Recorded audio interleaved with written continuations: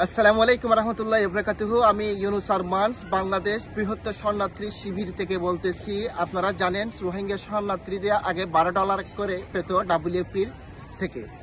আমরা ইতিমধ্যে একটা ইনফরমেশন পেয়েছি UN, WFP এবং RRCর অফিস থেকে রোহিঙ্গা শরণার্থীদের $12 এখন আর দেওয়া হবে না, তাদের দেওয়া হবে $6। তো আপনারা কল্পনা করেন $6 মানে প্রত্যেক দিন একটা রিফিউজি 20 টাকার কাছাকাছি পাবে, আর 20 টাকা দিয়ে 3 বেলা খাবার কিভাবে ম্যানেজ করবে তারা? রোহিঙ্গা শরণার্থীরা ক্যাম্পের ভিতর কাজ করার কোনো সুযোগ নেই এবং ক্যাম্পের বাইরে যাওয়ার কোনো অনুমতি নেই বাংলাদেশ সরকারের কাছ থেকে।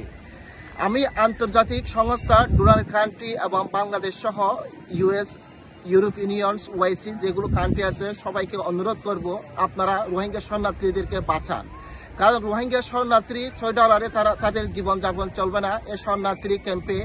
আপনারা জানেন এই রোহিঙ্গা ইতিহাসে খাবারের অভাবে মানুষ মারা যায়নি, কিন্তু এখন $6 যখন দিবে রোহিঙ্গা শরণার্থীরা খাবারের অভাবে মানুষ মারা যাবে, পুষ্টির অভাবে মানুষ মারা যাবে।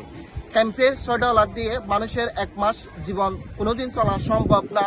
আমি আমেরিকা সরকারকে অনুরোধ করব আপনারা USAID যে ফান্ডটা অফ করে ফেলছেন আপনারা এটা রিস্টার্ট করে আপনার ফান্ডটা চালু করুন।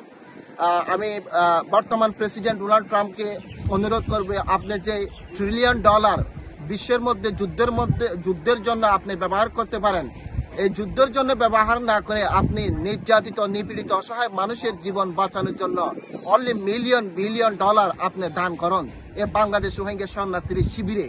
আপনি যদি $1 ট্রিলিয়ন যুদ্ধের জন্য ব্যবহার করতে পারেন তাহলে মানুষ বাঁচানোর জন্য আপনি $1 মিলিয়ন কেন ব্যবহার করতে পারবেন না? আমেরিকার প্রেসিডেন্টের কাছে আমার সে প্রশ্ন থাকবে। আর $6 20 টাকা দিয়ে মানুষ 3 বেলা ক্যাম্পে ভাত খাওয়া কোনোদিন সম্ভব না, যেহেতু বাংলাদেশ রোহিঙ্গা শরণার্থী শিবিরে মানুষ কাটাতারে বন্দি, বাহিরে যেতে পারতেছে না। সে কারণে আপনাদের আমি অনুরোধ করব মানবতার দিক বিবেচনা করে রোহিঙ্গা শরণার্থীদের পাশে দাঁড়ান, আপনারা সহযোগিতা করুন, রোহিঙ্গাদের জীবন বাঁচান। আসসালামু আলাইকুম।